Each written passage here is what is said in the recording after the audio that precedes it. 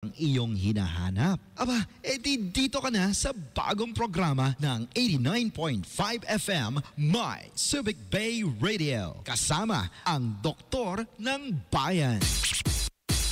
Konsulta pang Medisina with Dr. Husay Laksamana every Thursday, 9 a.m. to 10 a.m. Isang oras ng libreng pagkonsulta live on air tuwing Huwebes mula alas 9 hanggang alas 10 ng umaga. Konsulta pang Medisina. Konsulta pang Medisina. Starring Dr. Noel Husay Laksamana with special guest doctors every week specializing in pediatrics, OB-GYN, ophthalmology, general surgery, internal medicine, cardiology, dentistry, orthopedics, and many, many more. Libreng konsulta Medisina tuwing Huwebes ng umaga. Konsulta pang Medisina. Presented to you by Our Lady of Lourdes International Medical Center. Full hospital services with affordable, top-of-the-line facilities, laboratories, and rooms. Complete with state-of-the-art equipment. Avail of our special hospital packages such as executive checkup, OB package, HMO or company packages. We also accept insurance. Our Lady of Lourdes International Medical Center is located at number 2 National Highway, Barrio Barreto, Olongapo City. For more information, call our landline number 047-306-5250 or text our cell phone number 0928-820-8191.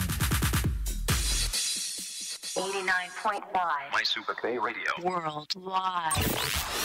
Konsulta pang Medisina. Konsulta pang Medisina. Starring Dr. Husay. Dr. Husay. Dr. Husay. Dr. Noel Husay Laksamana.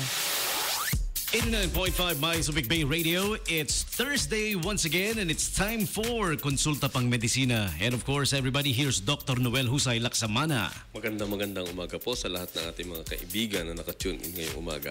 At meron po tayong isang dalubhasang guest doctor ngayon. Siya po ay isang internist at ang kanyang subspecialty ay diabetology. Siya po ay isang diabetologist. Let me introduce Dr. Rexy Ann Gamulo. Magandang umaga, Dr. Laksamana.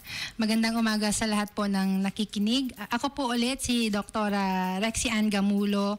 Espesyalista po ako sa internal medicine at saka sa diabetes. Ako po ay nakatapos ng medisina sa pamantasan ng lungsod ng Maynila. Nag-residency dito sa James L. Gordon Memorial Hospital at nag-espesyalista sa diabetes sa Institute of Studies for Diabetes Foundation. Yun. At yung ating mga nakikinig ngayon ay maaari silang sumali sa ating kwentuhan, doktora, no? Opo.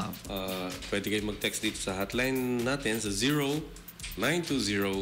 0920-90-99937. Doktora, siguro maganda ikwento natin sa ating mga listeners kung ano ba ang nature ng diabetes, paano ba nakukuha ito, at ano yung mga bagay na dapat malaman ng isang ordinaryong healthy person na walang sakit pa na mga magbibigay ng clue na maaaring nagkakaroon siya ng diabetes. Ayun, opo.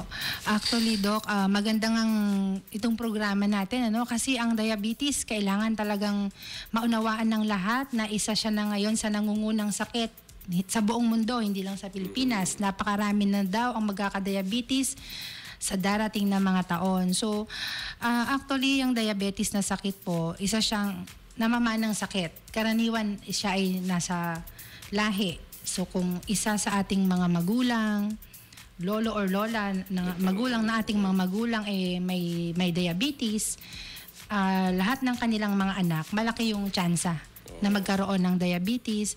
And lalo na sa ating tinatawag na lifestyle ngayon, sa kawalan ng ehersisyo, marami na ang nagiging sobra sa timbang, overweight or obese kung tawagin natin, tayo ay at risk for diabetes sa ganyang sitwasyon.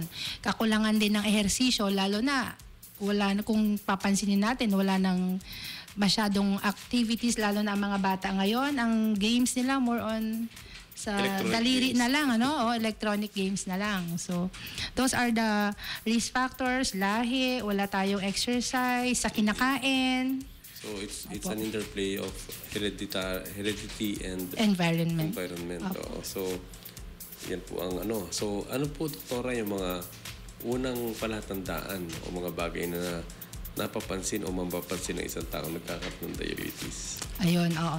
Actually, doktor, sa diabetes, yung unang 5 taon na meron kang diabetes, halos hindi napapansin. Kadalasan wala pa. Kadalasan wala pa kasi ang simptomas niyan sa unang 5 taon o unang 10 taon, simptomas kagaya ng palaihi ka lang sa gabi or kahit sa araw or parang magaling ka uminom ng tubig dahil lagi kang parang nauuhaw, palakain, gutumin, kahit katatapos mong kumain, gusto mo ulit kumain or parang hindi ka nabubusog.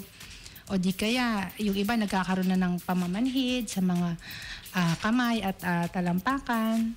Tapos yung iba naman may pamumulikat, lalo sa madaling araw, ang sarap ng tulog, nagigising, namumulikat yung mga legs nila. Yung pagtaba, sa una, tumataba, pero later on, kung talagang diabetic na, biglang pumapayat na nang hindi naman nagpapapayat. At alam mo ba, Doktora, sa aking practice bilang isang espesyalista sa mata, ang dami ko nakikitang pasyente na hindi nila alam That's may true. diabetes sila. Totoo po yun. Kasi, Makikita, magpapatingin, Dok, lumalabo po yung mata ko para may ulap. O, nagkakaroon ng katarata. Siyempre, through the opaque lens, we are able to look through at makikita natin, oy, may retinopathy kayo, mukhang diabetic kayo. Wala akong diabetes. Wala. Gaganon. Gumagaling yung sugat ko. Dinideny nila. Hindi po magpa-check po yung blood sugar. ayun, totoo po yun, Sabi, doktor. ang baba na ng sugar ko, 150 lang eh. Hindi po. Mataas po yun. So, we see a lot of patients na may diabetes. At ang number one cause ng irreversible blindness ay diabetes. 90% ng mga taong ino-opera ko ng katarata may diabetes. And I tell you, we operate a lot. Napakarami. Totoo po yan. Actually, karamihan ng diabetic, malalaman nilang diabetic na sila pag may komplikasyon na. Complication. Napakarami pong komplikasyon ng diabetes. Isa na yung nabanggit ni doktor, ang nangungunang dahilan ng pagkabulag sa buong mundo, kasama na tayo, diabetes. Ang number 1 din na dahilan, kaya maraming nasisira ang kidney o nagki-kidney failure, diabetes pa rin. Napuputulan ng paa. Napuputulan ng paa kahit hindi naman na aksidente dahil sa sugat na ayaw nang gumaling. Kung hihintayin ho natin yung simptomas na kung kailan, kung May papansin, yung komplikasyon sugat, gumagaling naman agad, hindi ho yun ang basihan kaagad kung para malaman kung diabetic. Pag yun ang hinihintay natin makita, late na yun. Kasi nangyayari yun, late stage na po ng sakit na diabetes. Wala bang season ito, Doktora? Itong pagkakaroon ng diabetes? What yung season, Doc? Yung panahon ng buwan o panahon ng taon? Wala po kasi pag sinabing lifestyle, yung nakagawian nating pamumuhay na sa panahon ngayon, everywhere, kaliwat kanan ng fast food, o order tayo ng i-upsize natin ng soft drinks, yung mga sobrang kinakain natin. Although, napapansin namin maraming na-hospital na mga diabetic, lalo na pagkatapos ng Pasko, yung mga kainan. Akala ko kasi marami lang diabetic pagka Valentine's kasi nagiging sweet ang mga tao. Di ba, DJ Tom? Yes, Doc. Yung iba nga nilalanggam pa raw eh, sabi. Pero siyempre, yung kainan, napapansin namin, mataas ang incidence ng mga nagkakaroon ng pag-shoot ng blood sugar pag mga holiday seasons. Totoo. Kasi kain ng kain, party-party, yan. Totoo po. So, yun. So, diabetes is with us and it is not curable. It's only controllable. Totoo po yun. Yung sakit na diabetes, once na na-detect po yan, na may sakit kayo na diabetes. Sweet ka na. Opo, sweet na. At saka habang buhay na po siyang sakit. Habang buhay ng babantayan. Habang buhay na siyang babantayan. Hindi siya yung naggamot ka na 1 buwan, Tapos na. nakakita ka na magandang blood sugar, tigil mo na yung gamot, sasabihin sa'yo magaling ka na, hindi po yun ganon. Habang buhay po siyang kailangan bantayan. Parang sugat na hindi gumagaling, mini-maintain mo lang. Ano? Opo. So, Pero ang kagandahan naman po sa sakit na yan, nakokontrol. yun, controllable. Oo, basta't nakokontrol, hindi naman ho siya agad-agad magkokomplikasyon. Yeah. We have a few questions already, Doctor. Ano? ito si Melvin is, ito. May chance ba nagkaroon ng katarata sa diabetes ang tatay? Meron pong hemorrhage. Sabi kailangan din vitrectomy po ito after cataract surgery. At tuturukan pa ng Avastin. Ang mahal po pala. Alam mo Melvin, yung mga complications na bilanggit mo, napakamahal talaga. Yung Avastin na yun, you inject that's about $1,000 per injection. Okay, just for starters, ang father mo, most likely, meron silang tinatawag na diabetic cataract and diabetic retinopathy. So, as I was saying, dapat maaga pa hong early on in the disease process, the moment you're diagnosed as a case of diabetes, magtungo po kayo kaagad sa inyong eye doctor. Then have a very good relationship and be obedient sa inyong diabetologist. Kasi if you will defy the advice and orders of your diabetologist, wala mangyayari. Remember, it's a lifetime affair. Now, pag in-advisean po kayo ng inyong eye doctor na tanggalin na yung katarata, ipatanggalin na. Kung in-advisean kayong i-laser yung retina, ipa-laser nyo na habang maaga. It's more difficult to repair the damage than to prevent the damage. Prevention is better. Totoo po yun. Panatilihing kontrolado yung blood sugar, kagaya ng mga na-operahan na for example, sa mata, tapos papabayaan yung diabetes, babalik lang din po yan, di ba? Agree po ba kayo? Yes, alam mo, Melvin, tama, yeah. Teacher pala yung father niya. Yeah, sure, kasi may pangako ako yung mga teachers, hindi ko sinisingil ng professional fee pag ino-opera ko ng katarata. Melvin, tama yung number mo, 0920-90-99937. Yes, as promised, I will deliver. Pag operahin yung tatay mo, hindi kita sisingilin ng professional fees. Sige. Baby Joanne is asking, Doc, I am 22, nagkaroon po ako ng juvenile. Hindi pa delikado daw yung lagi nag-insulin kasi sabi ng tita ko, pag lagi naka-insulin, lalong magiging diabetic. Baby Joanne. Misconception, ano? Misconception. Number one misconception. Very common namin na encounter na pag sinabing mag-insulin na takot na yung mga pasyente dahil feeling nila pag naka-insulin, malala na daw sila. Actually, si Baby Joanne mukhang type 1 diabetic. Yeah, kasi 22 lang. Opo. Kung type 1 diabetic ka, Baby Joanne, talagang lifetime mong gagamitin yung insulin. Dahil pag hindi, talagang magkokomplikasyon yung diabetes. Yung worry mo na pag naka-insulin ka, lalo ka magkaka-diabetes. The fact is, naka-insulin ka kasi yun ang kulang sa'yo. Oo, actually, medyo misconception talaga yon. Kasi pag diabetic ka, ang nawawala talaga sa katawan ng tao, yung insulin na nilalabas ng ating lapay o pancreas. So, sa mga type 1 diabetic kagaya mo, napaaga or bata pa, halos wala ng insulin na lumalabas, na inilalabas ang iyong lapay. Sa mga type 2 diabetic naman, sila yung mga usually adulthood na nadedetect. Sa simula, kinakaya ng tableta, pero later on, kung hindi nakokontrol, kinakailangan talaga ng insulin. Pero doktora, alam mo ba na I have observed sa mga pasyente ko, yung mga maagang nag-insulin, they have less retinopathy sa mata than those who start late sa insulin.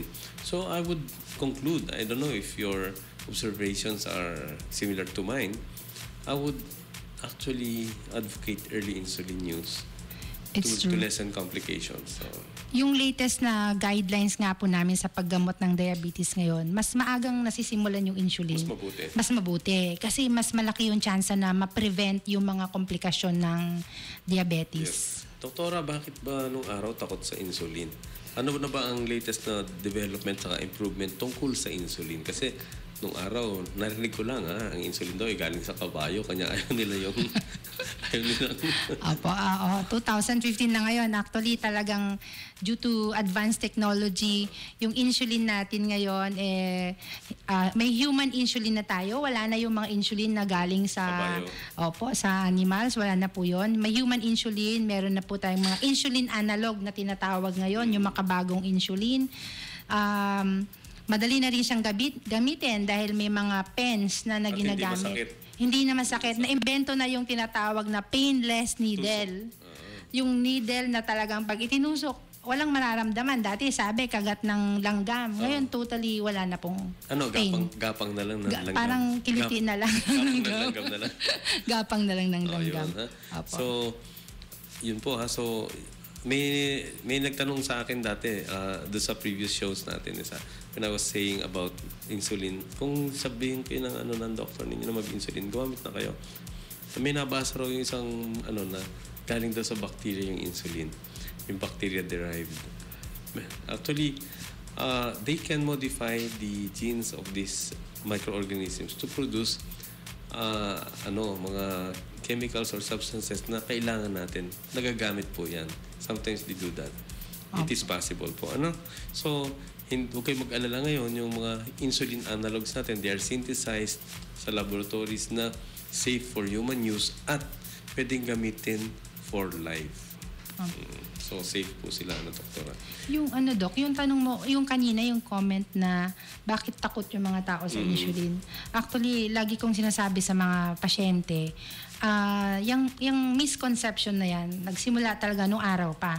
Dahil karamihan nga po kasi ng mga diabetic, malalaman nila na diabetic sila pag malala na sila. So, during that time, ang mga doctors, hindi na pwede ang tableta pag malala ka na eh. During that time, yung insulin na lang yung pwedeng gamitin. So, naikabit sa pangalan ng insulin na malala ka na. Na-associate nila. Na-associate. Saka, ang totoo niyan, kapag may diabetes tayo, ito yung nangyayari. Yung ating mga cells, madaling tumanda. Doktora? Madaling magiba.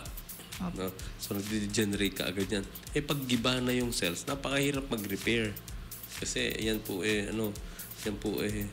microscopic ang damage na ginagawa niyan. Sa mata, yung tinatawag na microvasculature, yung maliliit na blood vessels, nasisira yung lumen, yung loob. Kasi yung pong lining ng mga cells dyan, nagiging marupok at saka mahuna. So the blood vessels would easily break, leak, bleed, and get obstructed. So nawawalan ng oxygen yung mata at nagiging sanhi ng proliferative diabetic retinopathy, traction retinal detachment, and eventually total blindness. Ganon din po yung nangyayari sa kidneys. Opo. Kung sa laging paa, yan. yes, kasi pag sinabi kasi yung nating diabetes, 'di ba po, yung asukal sa dugo napakataas. So literally yung dugo na umiikot sa buong katawan, matamis, malapot. So kung malapot yung dumadaloy na dugo sa iyong katawan, pag daloy niya sa kidney, madaling masira ang kidney. Actually, ang diabetes po nakaka-stroke din. So kahit hindi ka high blood, kung diabetic ka, may chance ding mag-stroke dahil pag matamis yung dugo, pwede siyang magbara sa utak and even sa puso. Yun. Yung pong ito sabi ni Cynthia, my partner na-discover may diabetes kasi lately nagkakaroon siya ng sexual dysfunction. Hindi po nag-e-erect ng matagal. How can that be? Siguro bakit nangyayari yun? Opo. Isa sa very frustrating complication talaga ng diabetes. For males? For males, yung tinatawag na erectile dysfunction. So, yung kagaya ng problema ng mister ni Cynthia. Ang nangyayari pagka ganyan, Cynthia, ang reason pa rin yung mataas na blood sugar. Oo, actually kung sa ating anatomy, katabi niyan yung daluyan ng yung tinatawag na nerves. Yung nerves branches yan mula sa ating brain, spinal cord, magbabranch sa lahat ng parte ng katawan, is kasama na diyan ang reproductive organ ng lalaki. So kung nananatiling mataas yung blood sugar nang hindi nalalaman, kumbaga literally nakababad sa matamis na dugo yung nerves, later on hindi na siya nakakapag-function ng maayos. Isa sa function ng nerves yung erection sa mga kalalakihan. So ang iba pang simptomas na apektado ang nerves, actually yung mga namamanhid yung mga kamay, yung parang tinutusok ng karayom, parang may langgam na gumagapang, nerves yan na apektado sa mga diabetic. And sa erectile dysfunction, yan din yung naapektuhan, yung nerve control ng ereksyon ng kalalakihang may diabetes. So, follow up ni, safe po ba sa diabetic yung pag-inom ng sildenafil, Sinegra, and Viagra? Sa mga iinom ng kagaya ng gamot na sildenafil or Viagra, Cynthia, kailangan munang magpakonsulta sa kanyang doktor para masiguro na okay ang kanyang puso. Kasi pag diabetic, pag diabetic ang isang pasyente, katumbas na rin niya, ang isang pasyenteng may sakit sa puso. Yun ang sabi ng ating mga guidelines o cardiologist. Pagka diabetic ka, katumbas mo ng isang pasyenteng may sakit sa puso, mas maiging magpakonsulta muna sa doktor bago uminom ng mga ganyang gamot. Yun, ha? So, maganda mag-pa-examine mo na mabuti before taking anything. Ano po, Ling Cynthia? May question Yes, Doc. May nag-text din po dito sa akin, yung mga regular listeners natin to eh. Sabi niya, yun daw pong aspirin, narinig niya dati, nirecommend daw, ang reason daw is nagpapalabnaw ng dugo. Parang ganun. Ano raw pong masasabi niyo roon? Blood thinner. Aspirin Yung as blood thinners. Totoo na yung aspirin na-disenyo para pampalabnaw ng dugo. Kaya lang kung sa diabetes, ang dahilan ng paglapot ng dugo ay yung sobrang asukal sa dugo. So kahit na umiinom ka ng aspirin, kung yung blood sugar mo mataas pa din, hindi kayang pigilan ng aspirin yung paglapot ng dugo. So kailangan parehas yun. Yung aspirin binibigyan na namin sa mga diabetic na may history na nagkaroon na ng history dati ng atake sa puso o di kaya ng stroke. Pero kung halimbawang wala ka pa ng mga ganong mga history tapos iinom ka ng aspirin para lang lumabnaw ang dugo mo dahil diabetic ka, mali yun. So unahin mong kontrolin yung level ng asukal sa dugo. Yun ang kailangang makontrol, mapababa. And then kumonsulta, that's the best pa rin. Yes. Po. Ayan. Ito naman, maganda itong ni June Mayones. Anong kinalaman ng overweight sa diabetes? Kasi ako, nasa 200 pounds. Hindi naman ako diabetic. Pero sabi ng doktor, tumataas na raw at nasa border. Border na ba yung 105? Opo, tama. Border na po. Pero sa ngayon, hindi na namin masyadong ginagamit yung salitang borderline. Nandiyan na yan. Dahil pag sinabing borderline, karaniwan, akala nila okay pa yun, binabaliwala pa. Hindi po. Ang tawag na po namin dyan ay pre-diabetes. Yung level na 105, pasok yan sa, ang pre-diabetes, 100 hanggang 125 na fasting blood sugar. Agresibo na kami sa ganyang level. Kasi dapat titingnan pa yung tinatawag na 3 months level, yung HbA1c, Doktor. HbA1c. Yung para marker na sinasabi for the past 3 months or so, ganito kataas yung level ng sugar mo. So, Mr. Mayones, anong kinalaman nung overweight? Alam mo, kapag malaki yung katawan natin, mas mataas ang demand natin sa insulin. Kung konti lang yung napoproduce ng lapay mo, bawat cell ng katawan mo nangangailangan ng insulin. So, ang taas ng population ng cells mo, ng fat cells mo lalo na mangangailangan ng insulin. So, that would aggravate the pagtaas ng blood sugar mo. And that will be harmful to you. So, mas maganda slim down ka na. Opo. Alam mo, laging tinatanong, ano yung magandang inumin para mag-slim down? Huwag kang masyadong kumain. Actually, para mag-slim down, yung pagkain ko, kontrolin, hindi siya sa pamaraang biglaang pagpapayat. Kailangan, kontrolin natin kinakain natin. Ang lagi kong sinasabi sa mga pasyente, number 1 na wag niyong gagawin, yung nagpapagutom. Kasi pag gutom ka, kakain ka ng napakarami. Yes. So, biglang dami. Kasi So, shock yung ano mo. biglang taas yung sugar. Or that can make you gain more weight. Yes. Tsaka, ehersisyo po yung pinakamagandang pangpapayat din. Itong tanong ni Lourdes Santos. Doktora, ang pagkain ba ng ampalaya ay talaga makakapigil? Kasi ang father and mother ko pareho may diabetes at si Papa, kinuha ni Lord last month. Si Mama nasa, taas to, 180 po palagi ang kanyang sugar pag tinetest namin. Ang ampalaya daw, maaari bang makakain kasi marami food supplements na ampalaya based at sabi nila pang alis daw ng diabetes. How true? Can you comment, Doktora? Ayun, thank you for your question. That's a very good question. Kasi po, isa yan sa isang misconception na kailangan nating maisaayos.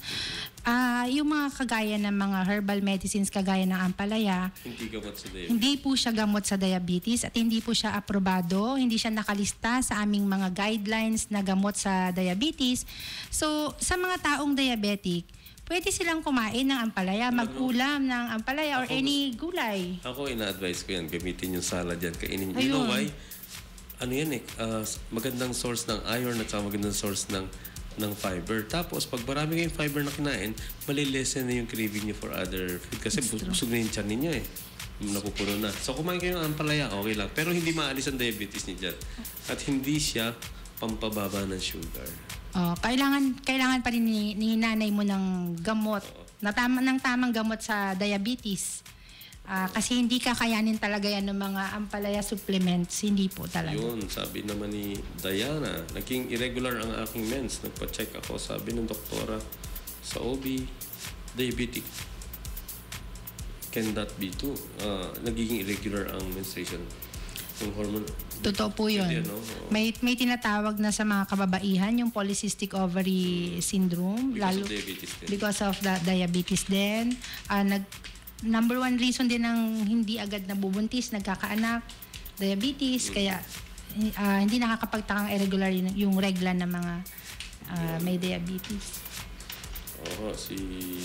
Si Hazel. Doc, yung sister ko ng anak, ang laki-laki ng baby, sabi, dahil diabetes daw. Bakit ganun? Isa po talaga yan din sa pwede nating tingnan as risk factor. Opo. Yung mga mommies na nanganganak ng baby na more than 9 pounds. 9 pounds or greater. Most likely, rin? Opo. Most likely diabetic. Kaya nga po sa mga buntis, yung unang konsultasyon nila sa kanilang mga OB-GYN or midwives, chinecheck po kaagad kung mataas yung blood sugar o hindi. So, ang sagot, Hazel, bakit ganun? Ganun talaga Hindi, actually, kaya lumalaki yung baby sa loob. Pag buntis ka, literally, pagka yung buntis, mataas ang blood sugar, pati yung baby niya sa loob, nasusuplayan ng sobra-sobrang asukal. Overfed. Yes, Doc. Nasa loob pa lang ng tiyan yung baby. Pampered na. Overfed na. Kaya ang tendency, big baby sila. So, that's one complication ng mga... Na nasisarya na talaga dahil malaki talaga yung baby. So, yun Kaya lumalaki yung baby. So, literally, nasa tiyan pa lang sila. Sobra na yung kinakain din nila. So, yung explanation, kung bakit malaki yung baby. Kasi Melanie is asking, sabi, ito, Doc, nakakalito pag minsan yung scheduling ng insulin. Ilista po ninyo para hindi kayo malito. Yung pagtuturok siguro, you have to pay attention to the instruction of your internist. Hingi kayo na listahan para pag hindi nyo talaga, malilito kayo talaga. You should be time conscious at saka dose conscious. Susundan nyo po talaga yan. Ito, tanong, Doc, ano po talagang effective pag-test ng sugar? Yung bang sa hospital na early morning o yung tinuturok-turok lang na merong kit sa bahay? Ayan, sige Doc. Magandang sagutin yan. Sa mga hindi pa nila alam kung may diabetes sila o hindi, ang pinakamagandang gawin ay yung screening, hindi po sa turok-turok lang sa daliri. Sa mga, dami ko na-encounter na ganyan, sa mga kung saan-saang bodika lang, tuturukin lang yung daliri. So you go to the hospital and have yung fasting blood sugar na venous blood talaga, kukuhanin po sa hospital yung dugo ninyo after ng 8 hours na fasting ninyo. So, ganun po yung screening. Fasting blood sugar, meron po kaming tinatawag din na 75-gram oral glucose tolerance test. Available po yan sa hospital din. And yung HbA1c na tinatawag na sa hospital mo lang din po pwedeng mapagawa. So, yun po, mas for screening purposes, sa hospital, siguro pag nasa bahay for monitoring purposes, yun na lang tusok. Sa mga talagang diabetic na po, yung mga kumpirmadong diabetic na, naggagamot na, nag-i-insulin na, yun yung glucometer monitoring, yung pricking, ginagamit na lang namin yan na basis for kung kontrolado na. Kumbaga monitoring na lang siya ng blood glucose. Yun ha? Ito si Albert. Doc, 3 years po kami nagtatry magka-baby. Hindi ko alam pala, diabetic din ako. Kanya pala hindi nagkakaano. Finally, meron na po. Pero, under control na. Yan, ha? Would like to seek your help kasi ang grado ko na ngayon, 900. Nag-start ako high school. diabetes din ba ang pinanggalingan nito? Yung grado ninyo 900, it may be or may not be due to diabetes. Maaari po. Kung nagkaroon ng katarata, tapos mataas ang grado, maaari din. It can happen, ha? Si Lito Gamboa, Doc, nice show. Ang dami ko napupulot. I'm driving. Maraming salamat. More power to you. My Subic Bay Radio. Maraming salamat po, Mr. Gamboa. Thank you. Thank you, ha? So, it's good to have these programs kasi nakakaano ng awareness ng ating mga listeners, Doktora. Ito naman sabi ni June Ayungin, ang clinic po, Doktora, saan kayo pwede? Ako po ay ang clinic ko po ay nasa Castillejo, Zambales, kaya yung mga malapit sa clinic ko pwede magpakonsulta sa Medex Clinic. Sa may lang po yan, National Highway sa San Jose, Castillejo, Zambales. Malapit po yan sa Ancestral House ni Ramon Magsaysay. And pwede rin po akong makontak kung halimbawang kayo po ay kailangang ma-hospital sa Our Lady of Lourdes po, International Medical Center. Yun. So, you can call us po sa Lourdes for appointment kay Doktora 222-9011 hanggang 222-9013. Then, hingi po kayo ng appointment for Doktora Rexy Ann Gamulo para Ito, Doktora, sabi, ano ang relasyon ng pagkain ng maalat? Pinagbabawalan din po kasi, sabi, border crea. May diabetes siya, pinagbabawalan din ng maalat. Bakit daw? Yung pasyente natin, tiyak yan, diabetic, high blood na din, mataas na rin yung may alta pressure na rin, mukhang may findings na rin na nagsisimula ng komplikasyon sa kidney, kaya pati salt intake, kailangang i-control. Sama-sama po yun eh. Alam nyo, yung diet natin dito sa Zambales area, so alam po, maalat. Maalat dahil sa dinding.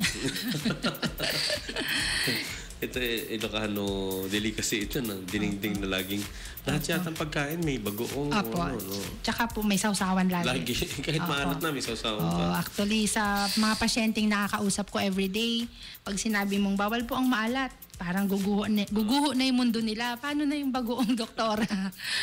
May pa may tawad pa eh. Doc, lang po, yung isang kutsarita lang. Sausawan. May tawad pa eh, di ba? Opo. Ito, Doktora, yung daw kape sa diabetes, masama ho ba? Ang kape, okay lang naman. Basta yung plain siya na coffee, yung sugar na ilalagay, doon po tayo mag-ingat. Kasi po, di ba, maraming 3-in-1 coffee ngayon. So, may asukal na kasing fix yun eh. So, kung diabetic ka na, tapos ganun yung iniinom mo, maaring makapagpataas ng iyong asukal sa dugo. Ayun. Sa 3-in-1, Doc, tanggalin mo na yung sugar, no? Isa-isa. minus 1. Alisin mo yung mga sugar. Isa-isahin. 3 minus 1. Yeah. So, para sa kaalaman na lang din ng lahat ng nakikinig, gusto ko na rin maibahagi sa inyo kailan ba kayo magsususpecha kung may diabetes kayo o wala.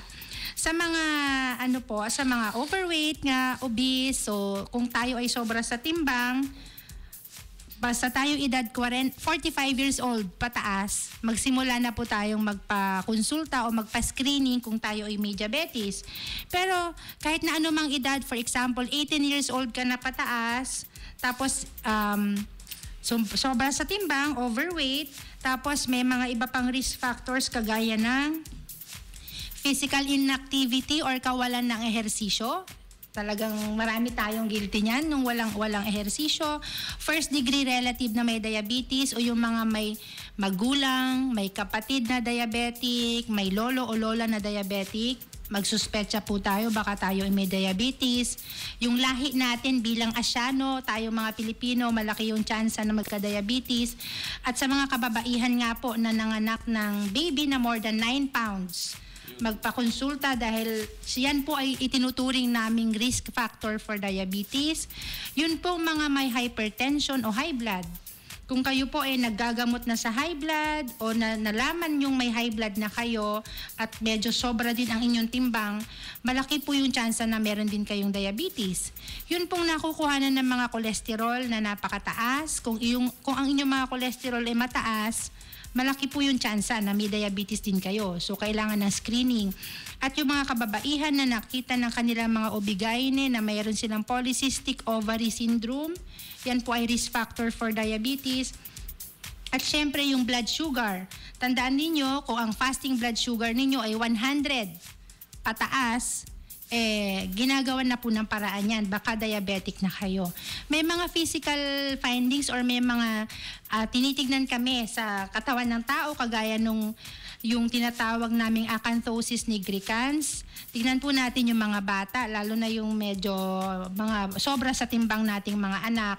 Kung medyo maitim yung batok, yun Dok, tawag namin doon acanthosis nigricans. Minsan maitim yung kilikili. Sinyalis na? Yes, Doc. Sign yun ng insulin resistance tawag namin. Pero sinyalis yun na malaki yung chance magka-diabetes in the future o baka ngayon pre-diabetic ka na. Kahit bata. Kahit bata, opo. At saka po yung may lahi ng, yung may history ng yung may history ng stroke, ng atake sa puso. Kung hindi nyo pa alam na diabetic kayo, magpa-screening na po kayo. May nakita nga ko, Doc, picture na nag-share yun sa Facebook. Akala ko baka joke lang or kasi online lang pinost hindi raw skin disease yun. Pinakita nga yung picture.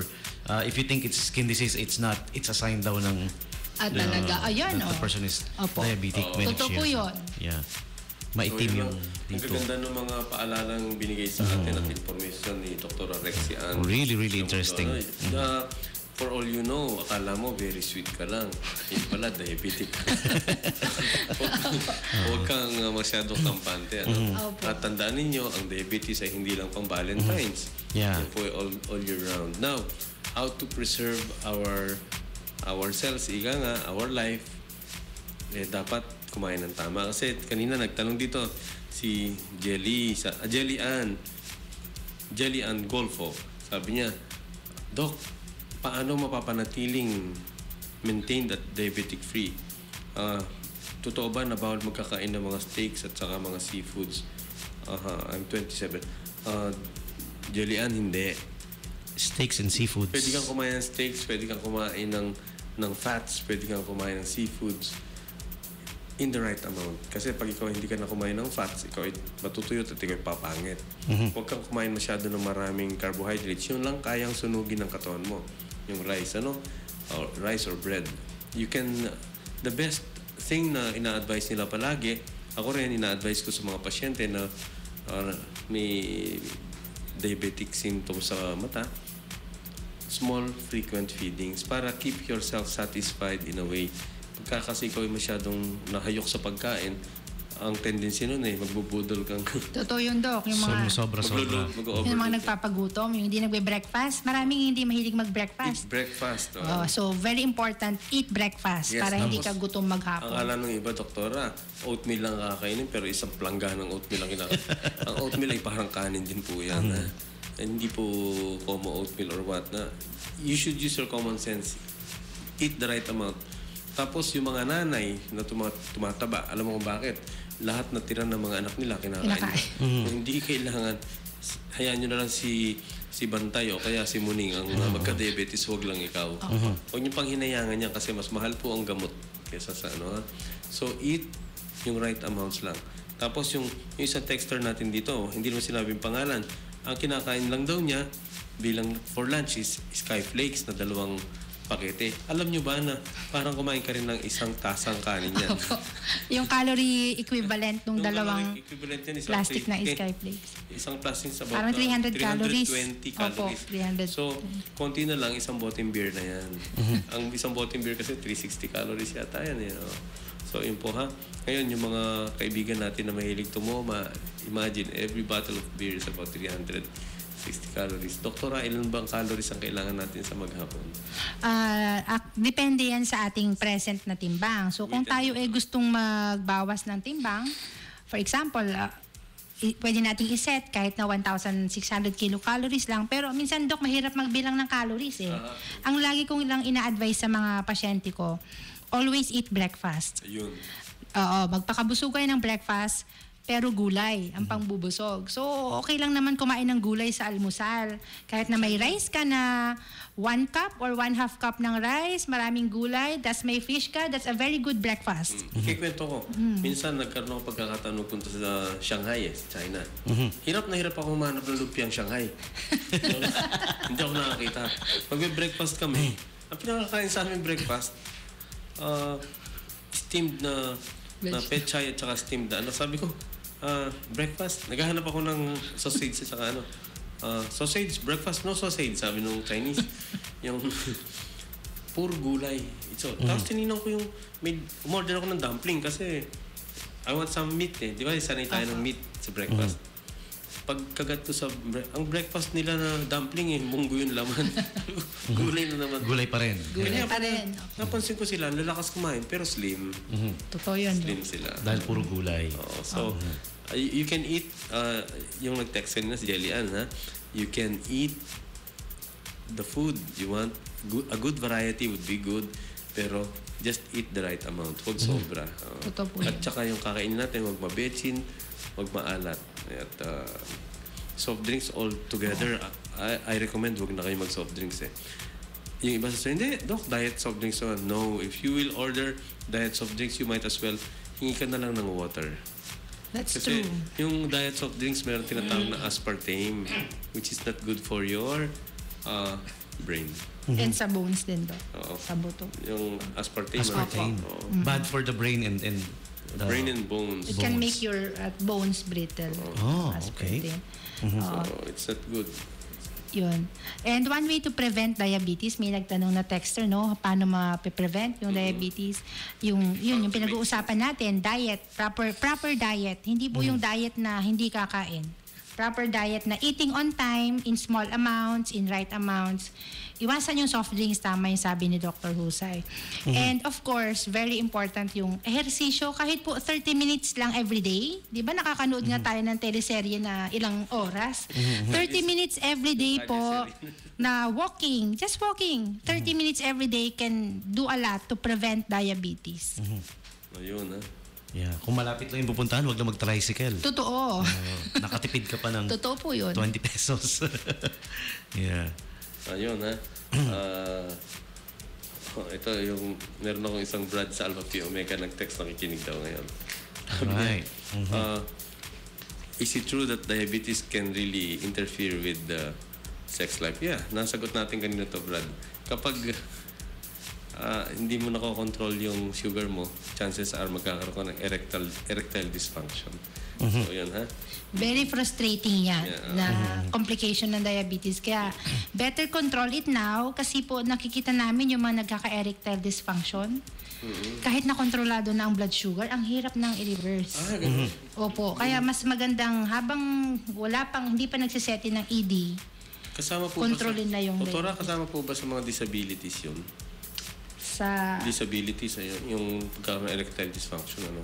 Opo. Oh, yun. So, pwede na pumila Pwedeng sa... i-file. Hindi, pwede pumila sa McDo. It's priority lanes. Sabi mo, Mainit. person with disability. Yes, sabi mo, anong disability mo? I got ED. Erectile dysfunction. Binibigyan ba ng certificate yan, Doktor? Pwede po. Pwede. Pati sa parking, ano? Nga, priority parking sa mga mall, no? Meron Sa pa ng advantage din yun. person with disability. Brad Joey, do not suck. Certificate the no guy ever wants to have. Saka may discount yan, 20%, ha? Diba? Opo. Disability, ano. Oo nga, no? Hingi tayo ng ano para sa mga kaibigan natin na gano'n, ha? Si, P.S. Lane. Ang ganda ng pangalan niya. P.S. Lane. Doc, napansin ng aking sister, meron siyang unusual discharge. Is it also possible na diabetic? She's 28, single, at wala namang sexual activity. Unusual discharge. Discharge siguro, Doc, tapos, sa baba. may parang cheesy things na sa gilid. I advise, consult muna sa OB-GYN para ma-examine po yung...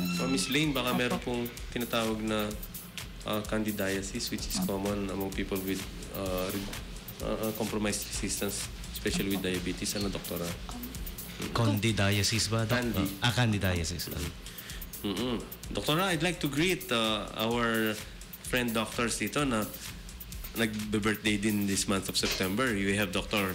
Jose Dennis Delgado. Isa siyang obstetrician gynecologist. Ayan, pwede niyo puntahan siya. Ganon din si Dr. Cheryl Lemque. magbe-birthday siya sa September 13. September 23. Si Dr. Dennis sa 18. At si Dr.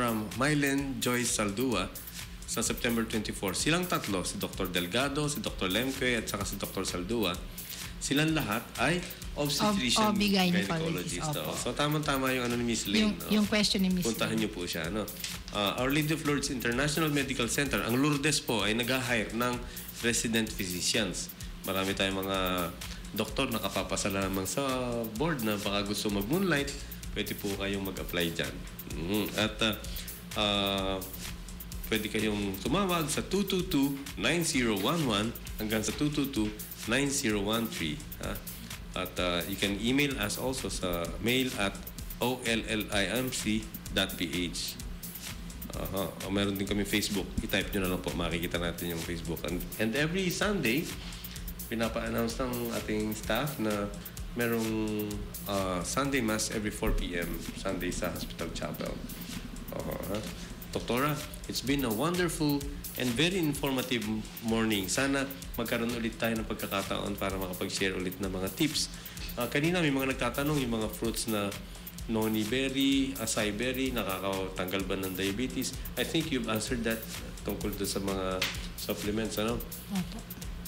Basta marami pa mga tanong and one day soon, we hope we can get you back again dito para magkwento ulit tayo. Part 2, no, Doc? Sure, Doc.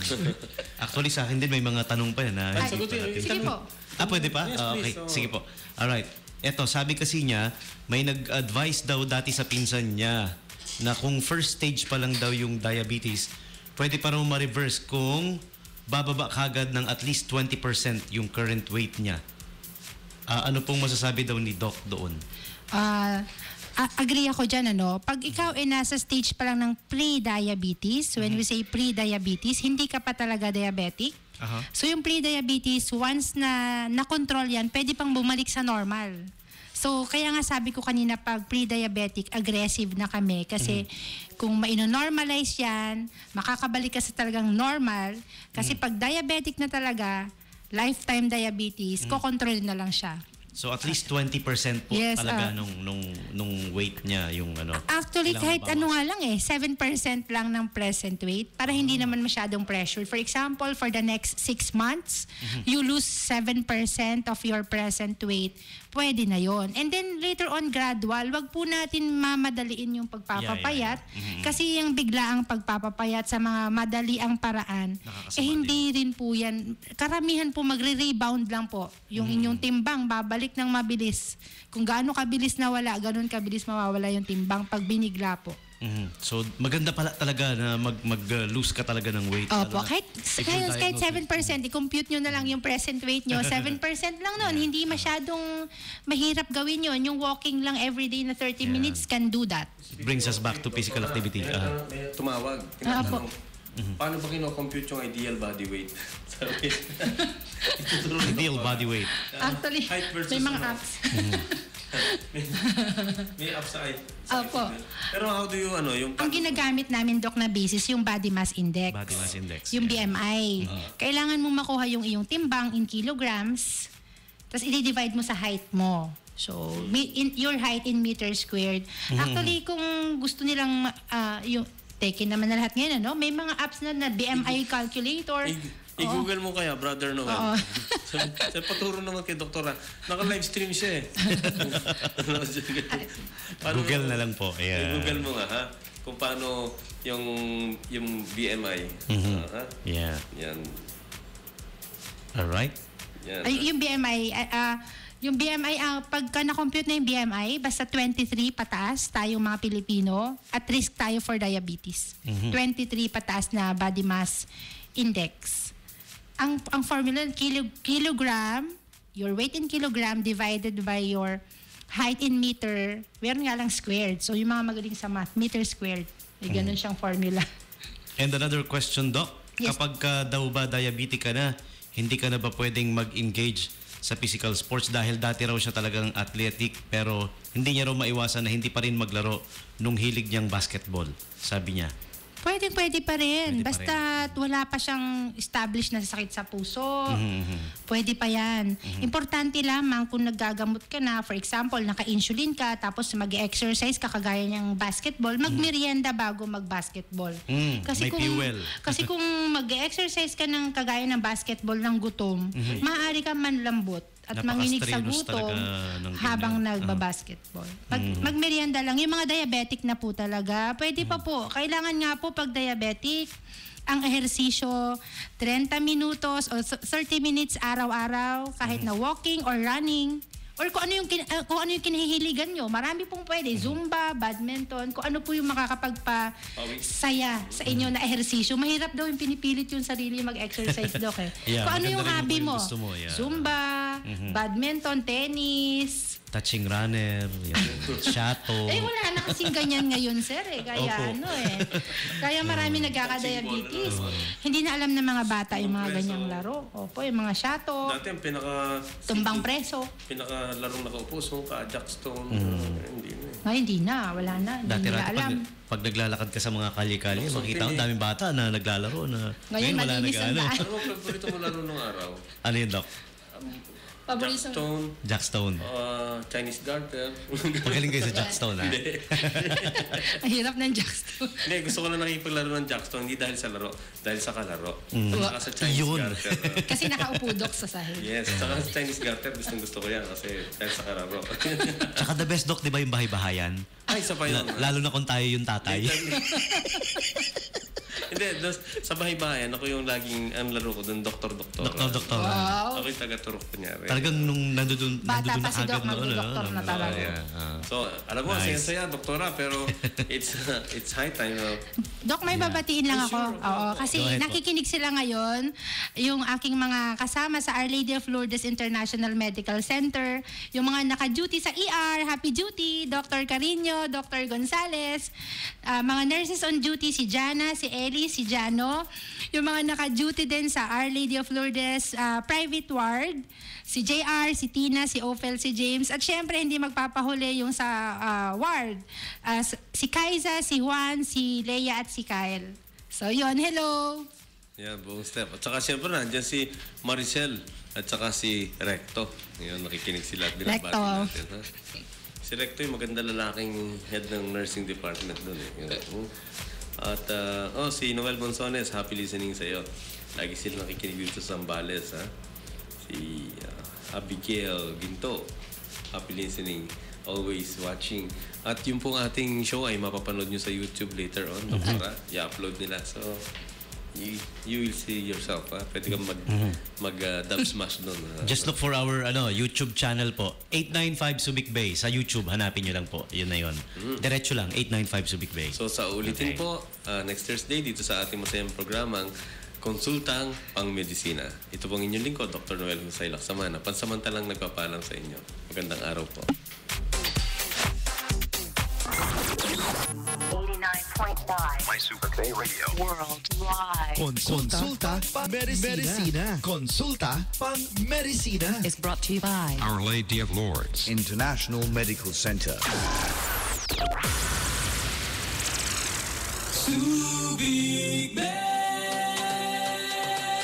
For the best music mix. That keeps you rooted to your radio. This is PBS, the Philippine Broadcasting Service, jointly owned and operated by the national government and Subic Bay